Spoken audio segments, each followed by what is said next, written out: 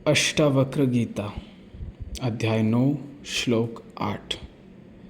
अष्टावक्र कहते हैं, वासना ही संसार है, इसलिए इन सब का परित्याग कर दो। वासना त्याग से ही संसार का त्याग होता है। अब शरीर, अंतःकरण और संसार की चाहे जैसी स्थिति हो, उससे कोई संबंध नहीं रहता। अष्टावक्र क्या और क्यों कह रहे हैं? वे कह रहे हैं वासना ही संसार है। इसका मतलब क्या है? वासना और संसार माने क्या? और कह रहे हैं इन सब का परित्याग कर दो। तो अष्टावक्र वासना यानी संसार का परित्याग करने की बात क्यों कह रहे हैं? और फिर उपाय भी बता रहे हैं कि वासना त्याग से ही संसार का त्याग होता है। तो वासना के त्यागने से संसार का त्याग किस तरह होता है, इसको हम गहराई से समझने का प्रयास करेंगे। एक बात जो यहाँ पर स्पष्ट रूप से, प्रत्यक्ष रूप से नहीं बताई गई है, वो महत्वपूर्ण है, क्योंकि उसी के लिए ये सारी बातें हैं, और वो है दुख। ये सारी बात किस लिए? ताकि दुख से मुक्ति मिले। दुख को आप कोई भी नाम दे सकते हैं, भय, बेचैनी, चिंता, तनाव, अकेलापन, सूनापन, अनेक नाम दे सकते हो। हम उसे दुख कह रहे हैं। अष्टावक्र ये सारी बात कह रहे हैं ताकि आप दुख से मुक्त हो सकें, और आगे जो उन्होंने कहा कि उससे कोई संबंध नहीं रहता, अर्थात आनंद में जी सकें।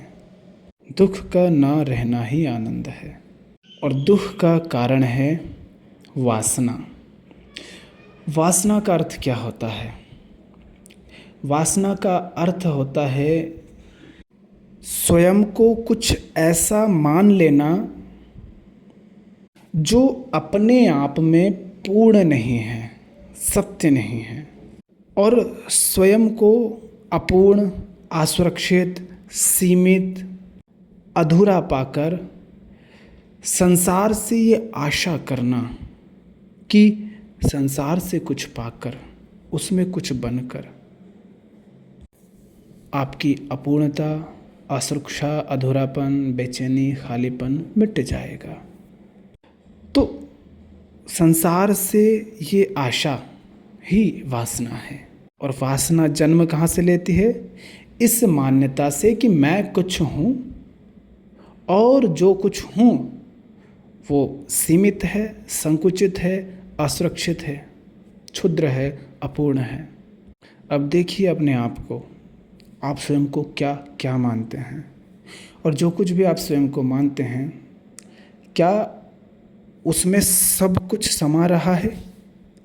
या जो कुछ आप स्वयं को मानते हैं वो तभी हो सकता है जब कुछ उससे अलग हो। जैसे कोई स्वयं को काला कहे, तो कोई अपने आप को काला नहीं कह सकता जब तक कि कोई उससे अलग, उससे विपरीत ना हो। कोई अपने आप को हिंदू, आदमी या बच्चा नहीं कह सकता जब तक कि उसका विपरीत ना हो, या उससे अलग कुछ ना हो। और जहाँ द्वैत आ गया, वहाँ फिर आप पूर्ण नहीं हैं, असीम नहीं हैं। तो वासना ही संसार है, और वासना ही दुख का कारण है। और स्वयं को कुछ ऐसा मान लेना जो सत्य नहीं, जो पूर्ण नहीं, वही से वासना उत्पन्न होती है। तो वासना माने आशा, और आशा माने संसार से आशा, और संसार से आशा माने संसार में जो कुछ भी आपको दिखाई देता है, अनुभव होता है, उससे उम्मीदें रखना। संसार माने संसार की वस्तुएं। और याद रखिए, आप जिस संसार का अनुभव कर रहे हैं, मैं उस संसार का अनुभव नहीं कर रहा हूँ, बल्कि मैं आपके संसार का एक विषय मात्र हूँ। आप मेरे संसार के विषय मात्र हैं। और जैसे हम होते हैं वैसा ही हमारा संसार होता है। क्यों? क्योंकि वो हमारी वासना का प्रक्षेपण मात्र है। वो आपका प्रक्षेपण है। आपका माने वो जो आप बनकर बैठे हैं उसका प्रक्षेपण है। आप और आपका संसार दो नहीं हैं। आपका संसार आपसे ही आया है। क्या है आपका संसार? और क्या क्या है आपके संसार में? आपके संसार में वही सब कुछ है जिससे आपको कोई ना कोई आशा है, कोई ना कोई उम्मीद है। देख लीजिए, आप अभी बाज़ार से गुजर कर आते हैं या कहीं से भी गुजर कर आते हैं, क्या आपके मन में हर विषय, हर वस्तु, हर चीज़ है? नहीं ना। आपके मन में क्या क्या घूम रहा होगा?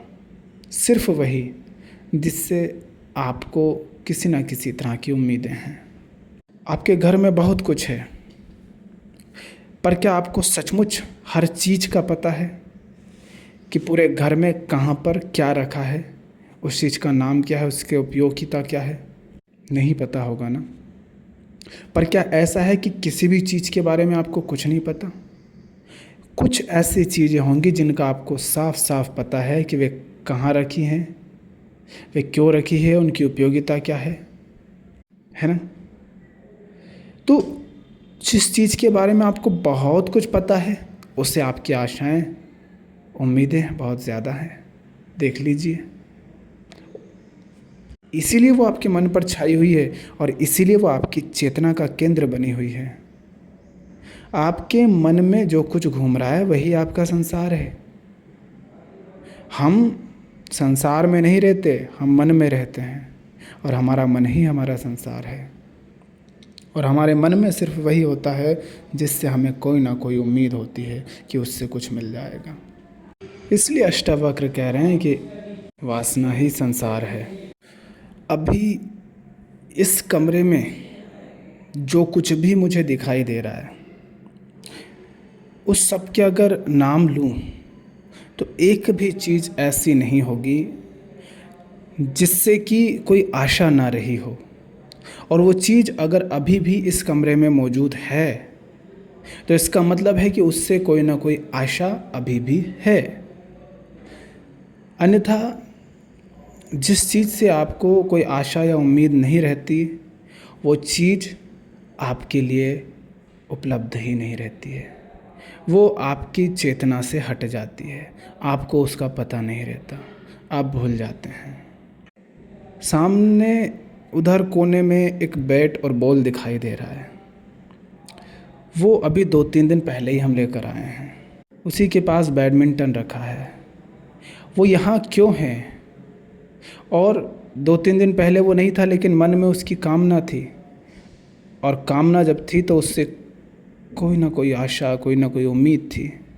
अब वो पूरी हुई कि नहीं हुई, होती है कि नहीं होती है, वो बात अलग है, मगर उम्मीद तो रहती है कि इससे कुछ मिल जाएगा।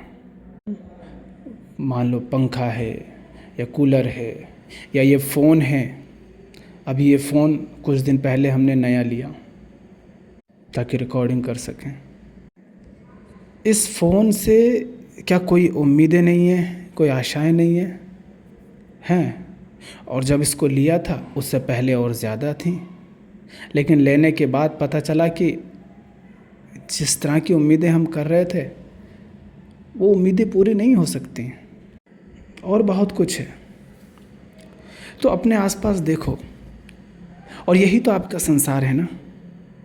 आपके कपड़े, आपका खाना पीना, आपका काम, नौकरी, धंधा, आपका परिवार, बीवी, बच्चे, पति, पत्नी, माँ बाप, आपके पड़ोसी, आपका घर, आपकी गाड़ियाँ, यही सब तो है ना जो हर समय आपके मन में घूमते रहते हैं। और इन्हीं से तो आपकी आशाएं जुड़ी हैं ना। अगर इन सब से आपको कोई उम्मीद ही ना हो, कोई आशा ही ना हो, तो क्या ये आपके जीवन में रहेंगे? नहीं। अगर आपको लगता है कि नहीं, मेरे जीवन में कुछ ऐसा भी है जिससे कोई आशा या उम्मीद नहीं है, जो व्यर्थ है मगर है जीवन में, तो प्रयोग कर लीजिए। उस चीज़ को फेंक दीजिए या किसी को दे दीजिए हमेशा के लिए, या बेच दीजिए या उसको छोड़ दीजिए। और जब ऐसा कर रहे होंगे तब आप पाएंगे कि भीतर कुछ है जो चाहता है कि नहीं, इस चीज़ को दूर ना करें। कुछ दिन पहले हम बाल कटाने गए, बाल कटवाना चाह रहे थे, तो उधर से आ रहे थे, दुकान दिखी, हमने सोचा आज कटा ही लेते हैं। लेकिन जब दुकान में गए तो बाल देख करके आसक्ति होने लगी। मन कह रहा है कि नहीं, रहने दो। समझ रहे हैं, बाल कटाना चाहते थे पहले से, मगर जब कटाने की स्थिति आई तो मन कह रहा है रहने दो। उधर एक साइकिल रखी है, चलाने के लिए ली थी, हमने चलाई भी उसको खूब। 2 साइकिलें हैं, 2 लोगों ने ली थी हमने। लेकिन उनमें से एक साइकिल पिछले 6-7 महीनों से बस रखी है, क्योंकि जो दूसरा व्यक्ति, उसका कोई ठिकाना नहीं है, वो कभी यहाँ कभी कहीं और काम के लिए। तो हम उसको बेच रहे थे, पक्का था कि बेचेंगे। लेकिन कुछ दिन पहले जब उसको लेने के लिए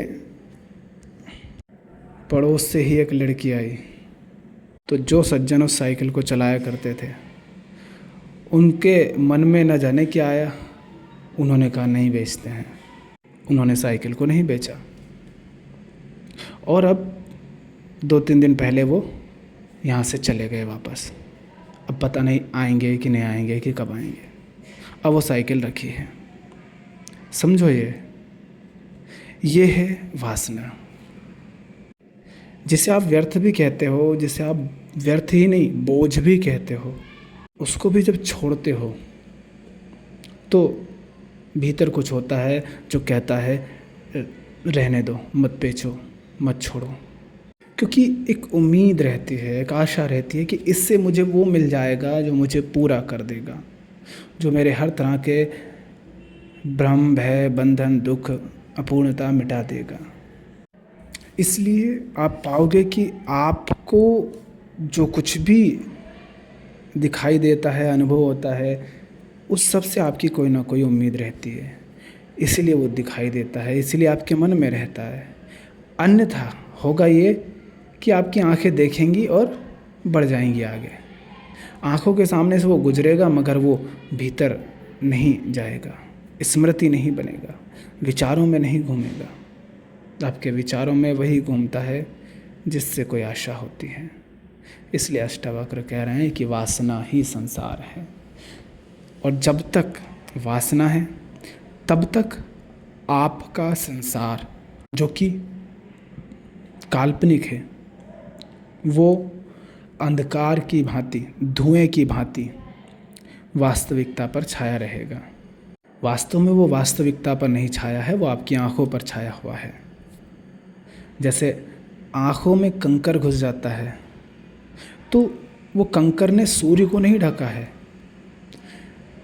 कंकर आंख में घुसा और आंख की हालत ऐसी कर दी है कि आंखें अब सूर्य को देख नहीं पा रही है, सूर्य के प्रकाश में कुछ नहीं देख पा रही है ना। तो ये जो वासना है और वासना द्वारा निर्मित ये जो हमारा व्यक्तिगत संसार है, व्यक्तिगत मानसिक संसार, ये उस कंकर की भांति है जो आँख में घुस जाता है तो सूर्य के प्रकाश में कुछ नहीं दिखाई देता, वास्तविकता छिप जाती है। इसीलिए जीवन में हम धोखे खाते हैं, दुख पाते हैं, भटकते हैं।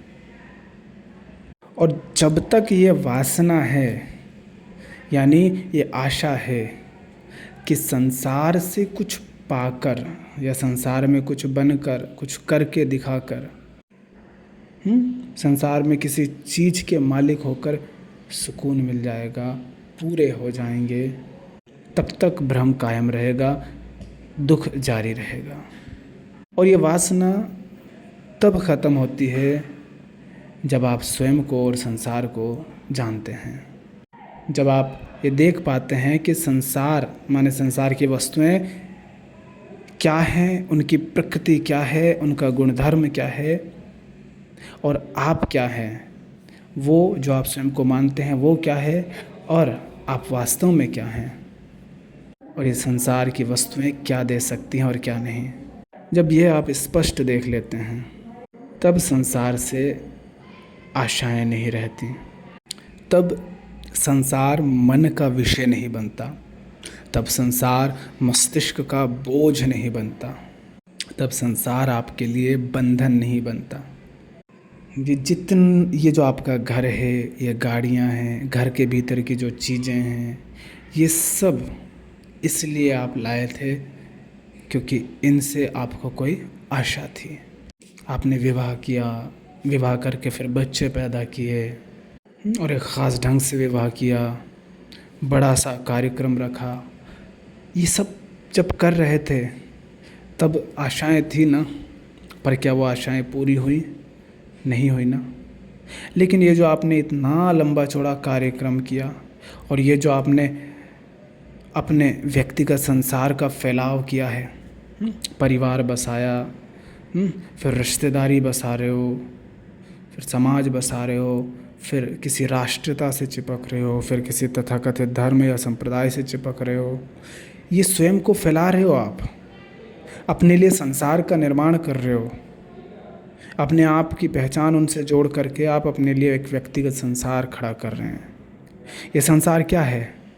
वासना ही है ना। इन सब से क्या आपको कोई उम्मीद नहीं है? इन सब से आपके स्वार्थ जुड़े हुए हैं। अगर किसी चीज़ से कोई स्वार्थ, कोई अर्थ ना हो तो क्या वो आपके जीवन में रहेगा, मैं या मेरा बनकर? नहीं। पूरी दुनिया तो आपके मन में नहीं है ना। आपसे पूरी दुनिया की कल्पना करने का बोलूं तो आप कल्पना नहीं कर पाएंगे, क्योंकि पूरी दुनिया आपके लिए क्या है? कुछ नहीं, बस उतनी ही आपकी दुनिया जितना आप जानते हैं, क्योंकि वही आपके मन में घूमती है। जिस भाषा में आप बात करते हैं उसी भाषा में आप बात क्यों करते हैं?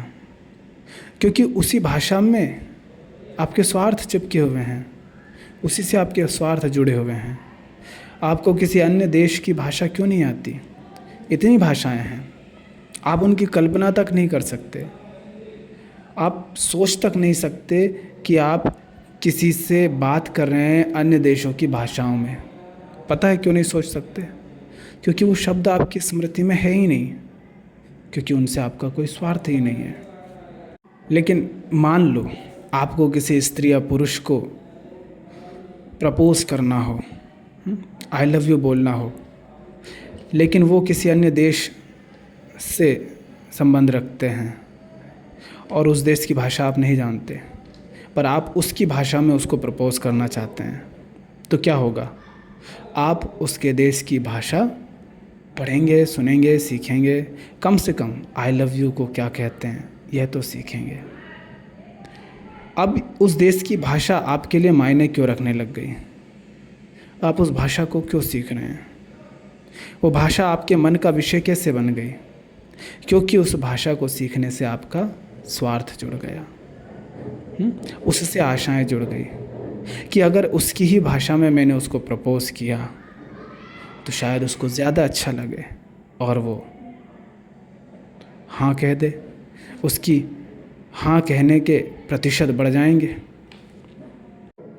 एक एक चीज़ जो हमारे मन में है वही हमारे संसार है, और वो हमारे मन में सिर्फ इसलिए है क्योंकि उससे कोई उम्मीद है।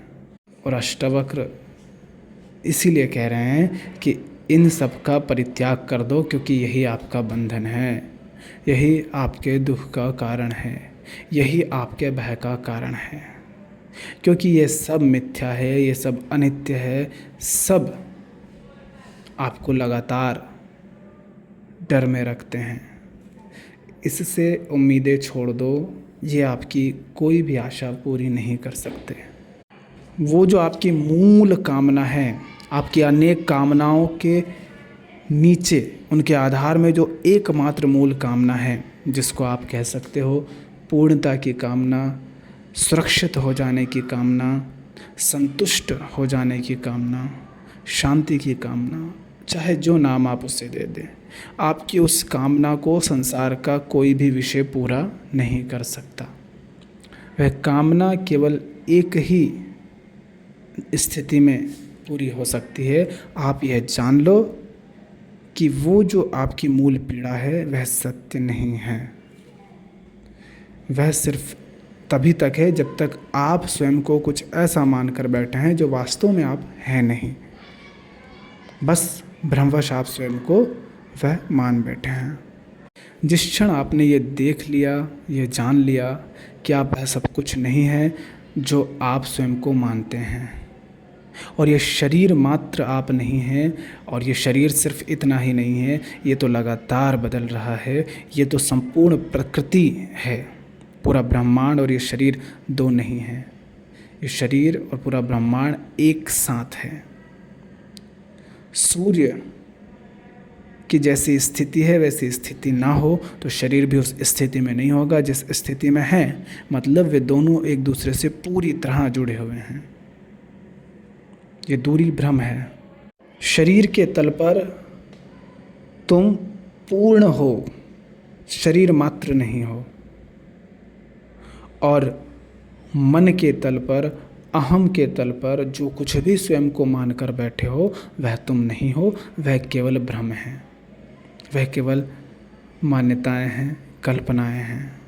और जो मन से खाली है और तन से पूर्ण है वह मुक्त हो जाता है उस मूल पीड़ा से, उस मूल मान्यता से कि मैं सीमित हूँ, अपूर्ण हूँ, संकुचित हूँ, क्षुद्र हूँ, हीन हूँ। आप हीन नहीं हो।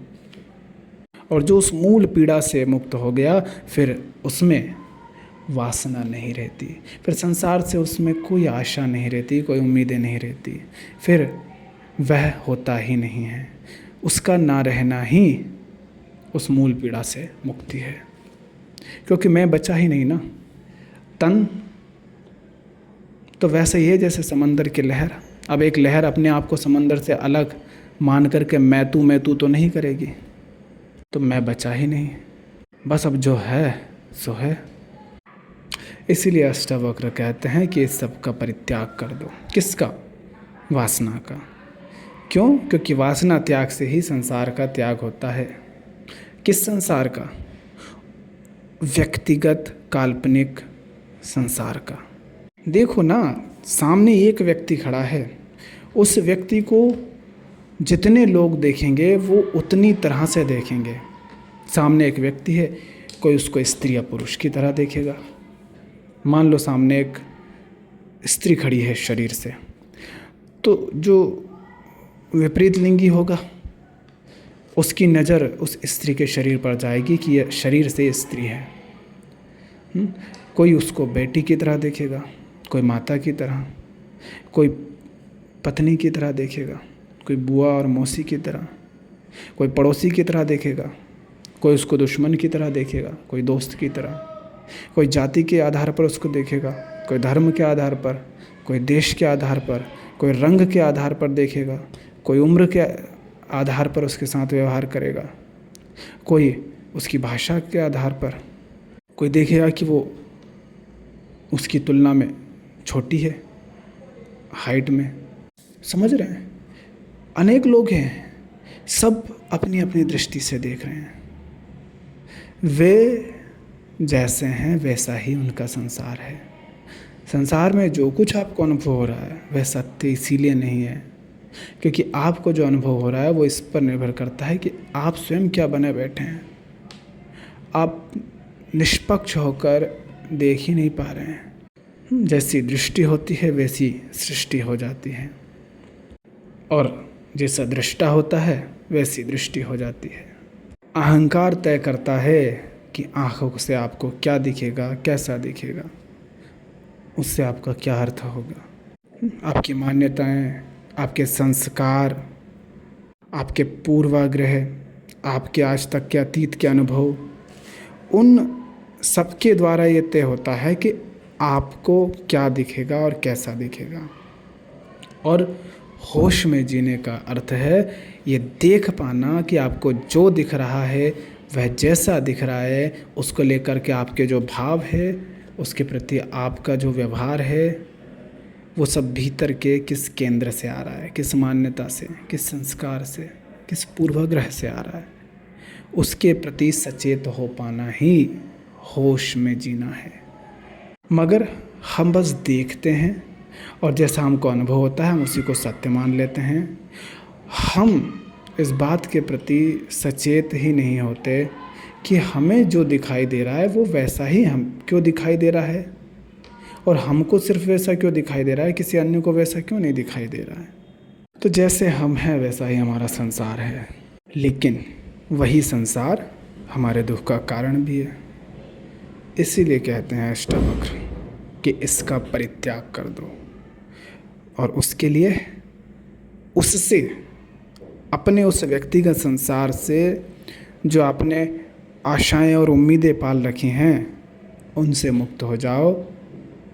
जान लो, देख लो कि वे पूरी नहीं होनी।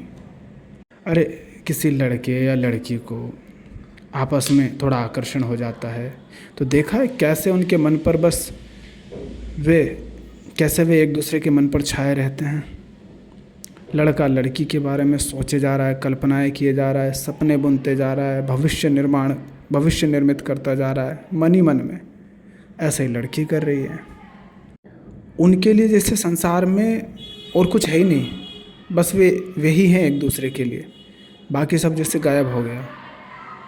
अब इनका संसार कैसा है, जैसा भी है वो बस इनकी वासना का ही परिणाम है, इनको और कुछ नहीं दिखाई दे रहा है।